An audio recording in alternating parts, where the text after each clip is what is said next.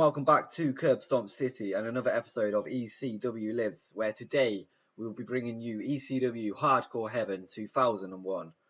We're going to open with a couple of signings that I've made, and we have Sable, now known as Raina, since I can't really use the WWF name Sable because of copyright. To keep it realistic, we're just going to go with Raina. She's on a one appearance deal, so once that expires we may bring her in the future. But she's on quite a high wage. But just for tonight's pay-per-view, she's going to come in and she's going to have something to do there. Also, another signing. This one's a loan. We've brought in Kenta. He can actually work anywhere in the world, so we could bring him in on a deal. But we're just going to see how he does. He may not be on tonight's pay-per-view, but he's certainly going to get a match at some point in the next month or so. He's 288th in the world, so hopefully he puts on a good performance when he does. But yeah, I think it's a good signing. So we can't actually have Kenta on the show tonight. He's working elsewhere, and so is Tajiri. We've got some locker room incidents. Kevin Nash has gotten a lot of heat with the locker room after pulling a tasteless rib on everyone backstage. So I'm going to give him a stern warning and nothing to note of that. And we've got one with Kevin Steen and Paul Heyman, and he's been taken to wrestlers' court accused of not shaking another worker's hand, and he's got to buy drinks for everyone. And Cesaro and Paul Heyman, the same again. I've just noticed that it says you've lost the locker room. There's more unhappy locker room leaders than not. So we're going to have to try and fix that. There's locker room heat on Kevin Nash. And your feared image means people are less likely to misbehave, which is good. I'm not sure how I've got that, but I'm not going to complain. Tonight we're going to attempt to sell out the M.A. Conte Forum, which is in Chestnut Hill, Massachusetts in New England. We're doing that because you can see there that our importance in New England has dropped to 47. So if that drops any lower, we're going to go down to regional level, which is going to suck pretty bad. So we're going to have to try and target that audience in New England and get that rating back up to the 50s, hopefully, to keep us where we are in terms of size. So we're going to attempt to sell out that arena and put on a good show tonight in the pay-per-view.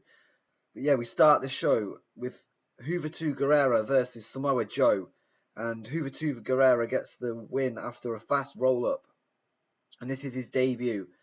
They don't seem to click, apparently. He's debuted his Punk gimmick and it was very good rating. And the match got the show off to a strong start, which is good to see. Juventud got 47 and Joe got 38. And Guerrera is improving in performance skills. And this was set to work the crowd just to get them going. But yeah, D46, not too bad to open the show. Then we go to Paul Heyman and Colt Cabana backstage. And Heyman tells Cabana that Tajiri is stuck in Japan after a flight delay. He tells him that if he can find a new partner before his tag match tonight, which was for the tag team titles with Tajiri, if he can find a new partner, he can keep the title shot. So now Colt needs to go out and find someone else to replace Tajiri. And this got a D plus 48. Then we go to Minoru Tanaka versus Austin Aries, #1 contendership for the Junior Heavyweight Championship. Minoru Tanaka has defeated Austin Aries in 10 minutes by pinfall.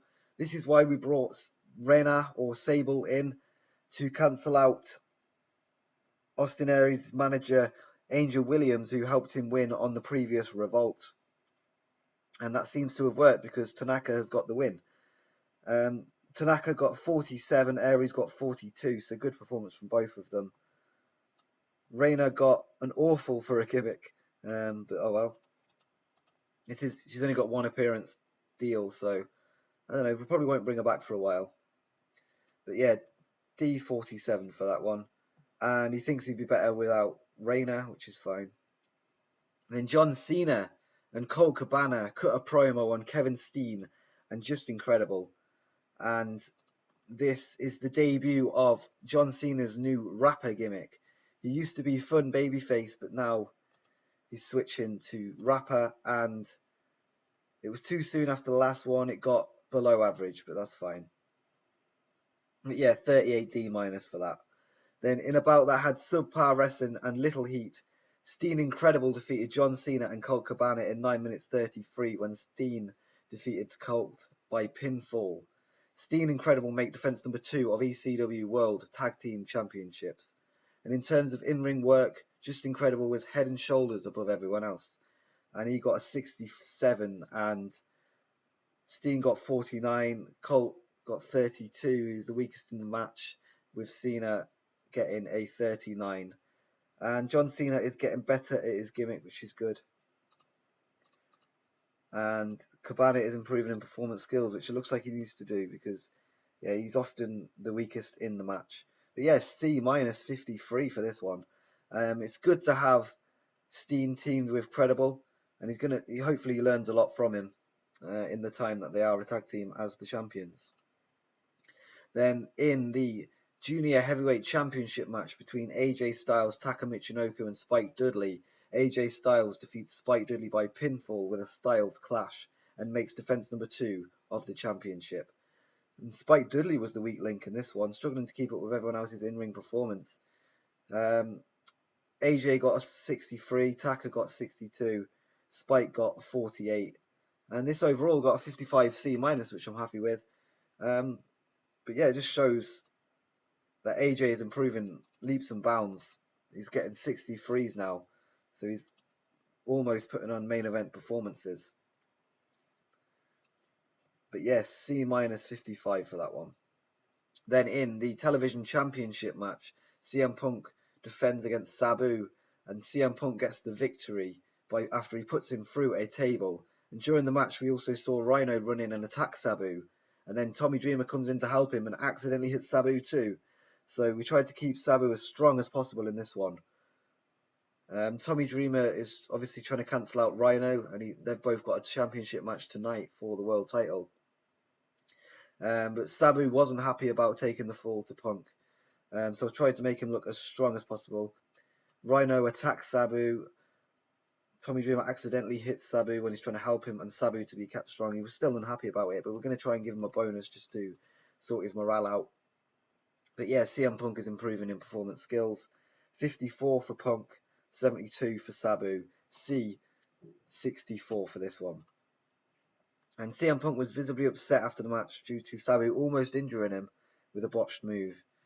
But yes, and then Sabu is stretched to the back after the match. And 54 C minus for that segment. And in a bout that had good wrestling and decent crowd reaction, Rhino defeated Tommy Dreamer in 20 minutes when Tommy Dreamer was put through a table. Rhino makes defense number 6 of his ECW World Heavyweight Championship. So he's been the champion all throughout the series so far, and he's defended it 6 times. Rhino got 76, Tommy Dreamer got 63, and the match got the crowd hotter. And it was slow build, regular, decisive finish, and a table break finish. And CM Punk and Rhino cut a promo putting themselves over after the show. And they say, we are the kings of ECW. We are the champions. And we are the best. And no one can stop us, basically. So yeah, 60C for that one. And we end the show with a good rating, 67C+. And this show increased our popularity in 17 regions.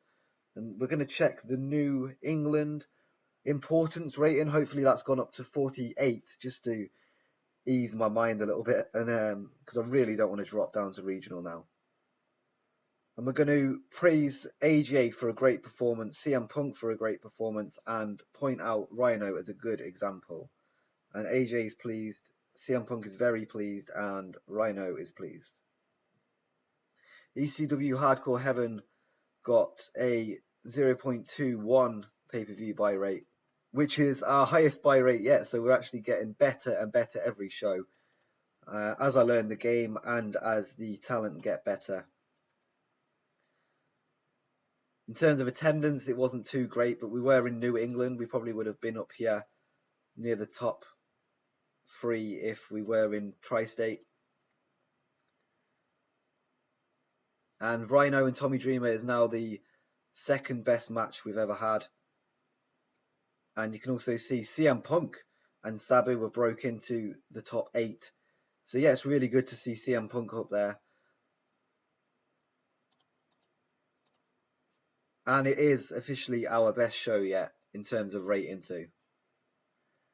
And our importance in New England has gone up, thank God, to 48. So I think we're going to run some shows in New England for quite a while, just to make sure we don't drop down to regional, because that would suck. Because you can see there, we need to keep 2 regions above 47 importance. We've got Tri-State covered. We just need to focus on New England for a while, just to make sure that we're safe and we don't fall down. Because that would suck at this point, because we have been improving each time we put in a show on.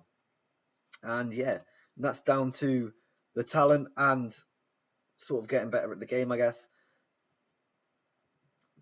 But yeah, so in terms of defenses for the championships, Rhino has defended 6 times, AJ has defended twice, Steen Incredible have defended twice, and CM Punk is defended 3 times. Before we close the episode, we're just going to have a look at some of the popularity of the new talent, starting with CM Punk, and he's got like 31s, 30s, and well, 42 in Great Lakes. And he actually started at F minuses and F pluses. So yeah, he's really improved in terms of popularity, and we've given plenty of exposure with the established talent. As we have with AJ, he's got 34s, 32s, 55s. He started on F pluses and F minus, Fs. So yeah, he's improved a lot too. Be interesting to see how Kevin Steen has improved. He's got he's got E minuses, and he started on F minus, completely unknown in the USA. And his tag team with Just Incredible has really helped him get better, especially within the last 2 months or so. Samoa Joe, he could have been used probably more than what we have used him, but he's also improved. Yeah, he started at F minuses as well, some zeros in there, and now he's at E minuses, Ds, which is awesome. John Cena, who we've not really seen a lot of, he's got like E's, E minuses. He started pretty much completely unknown as well. Colt Cabana, he's got E's and a D in the Great Lakes, and he started, yeah, pretty much the same as the others as well. We're also going to just try and sort out some of these morale issues with some bonuses. Maybe especially Sabu. He's angry at the booking of the match. He didn't want to lose to Punk. So we're going to give him 2,000. Hopefully that sorts him out. He's still annoyed, so maybe another 1,000. Nope, still annoyed. 1 more. Actually, we'll go 2 more. No, he's still annoyed, for fuck's sake. So just spent 5,000 on nothing. Colt Cabana is very angry about being refused a pay rise. Let's see if we can give him 1,000 to please him. No. Balls Mahoney. The fans are really rejecting him. Every time he's in a match, they say like, "We hate, we hate Balls Mahoney." He's basically the Roman Reigns of ECW right now, and so we're just going to release him because he's unhappy. The fans don't want to see him. Mikey Whipwreck's not really done a lot. Irritated at being left off ECW Hardcore Heaven. Just give him 1,000, see if he's happy. Yeah, he's happy. But yeah, we need to look to replace Balls Mahoney. So what we're going to do is people that can work in USA and is an active wrestler, and I'm looking for good in-ring workers. And also set to hire. We're actually going to bring in former WCW talent Vampiro. And we're just going to try and get his contract down a little bit. Around there, maybe. 3 years sounds good. Downside's too low. So what about 1,300? He wants 186. This is probably going to be one of our highest paid wrestlers. But yeah, he's very over, and I think that should help us going forward and make sure that we don't drop down to regional. So we need to bring in that good talent. He's number 36 in the world. Hopefully he's not really bad influence. He is a bad influence backstage, so we might have to withdraw that. But yeah, let me know in the comments what you think we should be doing with Vampiro. He's going to be a negative influence backstage, but hopefully he's going to be able to put on good shows. But then his backstage influence could bring down the shows. So yeah, it's a tough one. I'll leave the episode now, and I'll think about it over the next couple of days or whatever. So yeah, hopefully you've enjoyed the episode. If you have, hit that like button and subscribe for more TEW 2016 and general wrestling content. And until next time, peace.